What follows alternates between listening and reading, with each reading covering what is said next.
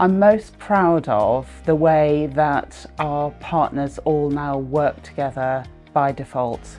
They just automatically recognise that no one organisation can solve this on their own and that we have to do this together.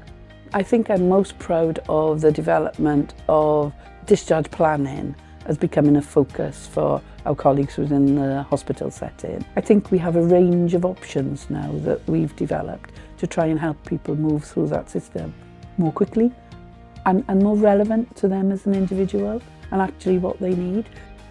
I think it's the commitment of all the teams to come together with a common goal of doing the best for the patients and the population we serve. Having everybody sit around the table with a common goal has made a real difference. So I'm just very proud to be part of that. I'm proud of many things in terms of the teams and the services that are delivered. I think especially given the last 3 years that we've had around a pandemic, that we still continue to strive to improve the service and learn from the experience.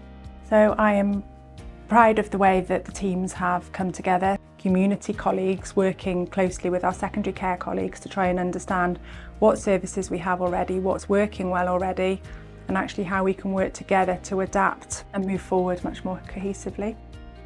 There are a lot of policy documents and strategies out there across Wales, UK, the world that said we need to do more integrated working, but we've actually done it, and that's not been easy all the time, but it's been really, really gratifying, and yeah, we are proud of the fact that we've managed to achieve that.